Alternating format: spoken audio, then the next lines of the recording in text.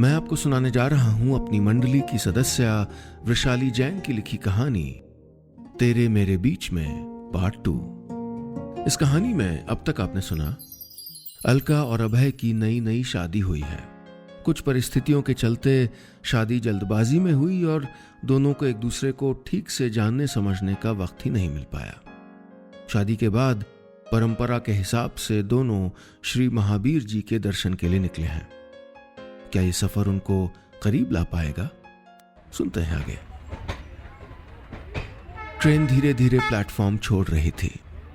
Alka gate पर खड़ी तब तक हाथ हिलाती रही जब तक मम्मी पापा उसे छोटे छोटे और फिर और छोटे होते दिखते गए। मन अम्मा की साड़ी के पल्ले में उलझा जा रहा था। पापा के कंधों पर फिर से बैठना चाहता था, लेकिन कितना भी चाह लो वक्त को उल्टे पैर तो नहीं दौड़ा सकते थे ना। ये वही पल था जिसके बारे में वो बचपन से सुनती आई थी। वो पल जिसके बारे में हर लड़की बचपन से सुनती है और कहीं ना कहीं मन से तैयार भी कर दी जाती है। अपना घर छोड़कर किसी नए घर को अपना कहने वाला पल। अभय वहीं अलका के साथ खड़ा उसे बहुत गौर से देख रहा था। ट्रेन ने रफ्तार पकड़ ली थी। स्टेशन का बाकी ट्रेनों का शोर पीछे छूटता जा रहा था। जो सूरज अब तक बादलों से आंख में चौली खेल रहा था, उसे अब तक बादलों ने पूरी तरह ढक लिया था। अटेंडेंट ने आकर अलका को पीछे हटने को कहा और दरवाजा बंद कर लिया। उसने धीरे से अलका की हथेली थामी और उसको सीट तक ले आया। अलका चुपचाप पैर समेट कर खिड़की के पास बैठ गई। बारिश शुरू हो गई थी। उसे पहला ख्याल आया था कि प्लेटफॉर्म से गाड़ियों तक पहुंचते पहुंचते सब लोग भीग जाएंगे। बड़ी तेज बारिश थी, लेकिन ये बरसात हमेशा याद रहने वाली थी। अलका, उसने नजरें उठाकर देखा तो अभय ने अपना रुमाल अलका की तरफ बढ़ाया हुआ था। उसने बिना कुछ कहे रुमाल अभय के हाथ से ले लिया और आंसू पोंछने लगी। वो अब भी खड़ा उसे ही देख रहा था। ऐसे क्या देख रहे हो? अलका ने वापस अभय की तरफ मुड़ते हुए कहा। समझने की कोशिश कर रहा हूं कि बाहर बादल में ज्यादा पानी है या तुम्हारी आंखों में, अभय ने चुहल करते हुए कहा था। हाँ, तो सबसे दूर जाने पर दुख नहीं होगा क्या? तुम नहीं समझोगे ना, तुम्हें थोड़ी ना अपना घर छोड़ना पड़ रहा है। अलका चिढ़ गई। अब देखा जाए तो विदाई तो हम दोनों की है ना। दोनों अपने अपने घर से विदा होकर अमेरिका नहीं जा रहे।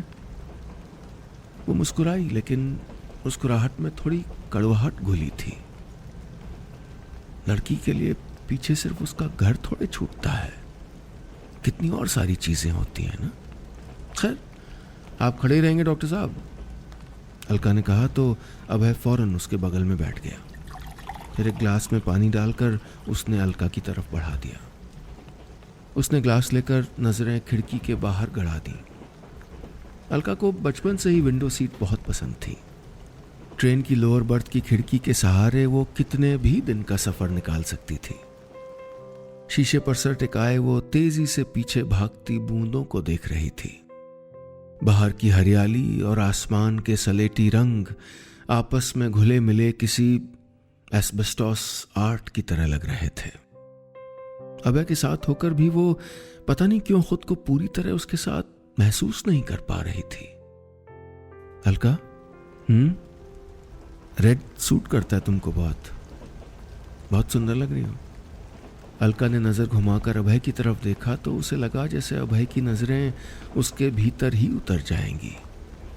अलका ने अपने पैर और समेट लिए। कितनी बार तो सुना था उसने पहले कि लाल रंग उसे सूट करता है और सांवले रंग को सुनहरी सी चमक देता है और उसकी भूरी आंखों को और भी निखार देता है। लेकिन आज अभय से सुनकर जाने क्यों लग रहा था कि इससे पहले उसकी सच्ची तारीफ तो कभी हुई ही नहीं। उसे सुंदर तो कभी कहा ही नहीं गया। उसे अपनी उदासी थोड़ी कम होती लगी। गला साफ करते हुए उसने कहा, वैसे आप भी ब्लू शर्ट में बुरे नहीं लगते डॉक्टर साहब। यार डॉक्टर साहब क्या है? अभय नाम है मेरा, नाम से बुलाओ ना। अभय चिढ़ गया। पिछले 15 दिन में मैंने कम से कम 1500 बार सुना होगा ये। अलका का दूल्हा तो अमेरिका में डॉक्टर है, लड़की के तो नसीब खुल गए। अब इट्स ओनली फेयर ना कि मैं आपको याद दिलाती रहूं कि मेरे भाग्य खुल गए हैं, अलका ने कहा। तारीफ में जरा उलाहना भी था। अभय की वजह से, इस शादी की वजह से उसको अपना कोर्स बीच में छोड़ना पड़ा था और अभय ने इसके लिए सॉरी तक नहीं कहा था। न जाने क्यों अलका ये बात अपने दिमाग से निकाल नहीं पा रही थी। अभय हंस दिया खुल के, पूरे दिल से। वो तो मैं भी सुनता रहा हूं कि अलका क्या आई, अभय के तो सारे रुके काम पूरे हो गए। लेकिन बात ये नहीं कि बाकी सबको क्या लगता है, बात यह कि तुम्हें क्या लगता है मिसेस अभय सेठी, अभय ने पूछा। तो अलका चौंक गई, जैसे उसकी चोरी पकड़ ली गई हो। अब इस बात का क्या मतलब है, मुझे क्या लग सकता है, अलका ने कहा और धीमे से मुस्कुराकर वापस खिड़की से सर टिकाकर बैठ गई। उसके अंदर कसक फिर उठ पड़ी। 5 महीने और की ही तो बात थी। बात सिर्फ कोर्स की नहीं थी। शादी के हंसी मजाक में किसी ने एक बार उससे पूछना जरूरी नहीं समझा कि क्या वो वाकई खुश है। क्यों किसी को कोई फर्क नहीं पड़ा। अलका ने देखा नहीं था, लेकिन ये सवाल पूछते वक्त अभय की आंखों में एक अजीब नर्वसनेस उतर आई थी, जैसे ये जवाब उसके लिए सब कुछ हो। 4 बर्थ वाला कंपार्टमेंट अचानक बहुत छोटा लगने लगा था अभय को। ट्रेन पूरी रफ्तार से दौड़ रही थी। अलका खिड़की के बाहर देख रही थी। अभय जानना चाहता था कि वो उस वक्त क्या सोच रही है, लेकिन उसने तो आगे कुछ कहा ही नहीं था। क्या अलका सचमुच खुश थी? अलका के पापा भी तो उसको समझा रहे थे कि वो सब कुछ संभाल लेगी। कहीं शादी के लिए उस पर कोई दबाव? अभय को अचानक एक अनजाने डर ने घेर लिया। उसने बिना अलका की तरफ देखे हुए कहा, अलका तुम खुश हो ना? लेकिन अलका कुछ नहीं बोली। अभय का दिल और बैठ गया। अलका कुछ तो बोलो। अभय अलका की तरफ मुड़ा तो देखा वो सो गई थी। वहीं शीशे पर सर टिकाए, पैर समेटे, एक हाथ का तकिया बनाए अलका चैन से सो रही थी। उसने अभय की बातें सुनी ही नहीं थी। अभय सर हिलाते हुए उठा और बिस्तर वाले ब्राउन पैकेट से एक साफ सफेद चादर निकाल ली। उसने चादर खोली और अलका को उड़ा दी।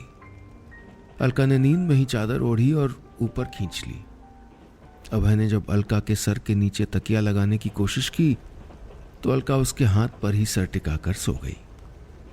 अभय ने धीरे से अलका के सर को सहारा दिया और उसके बगल में बैठकर उसने अलका का सर अपने कंधे पर टिका दिया। वो गहरी नींद में थी। 15 दिन की भाग दौड़, देर रात तक जागना, फिर जल्दी सुबह उठकर जाना, थकान ही तो थी।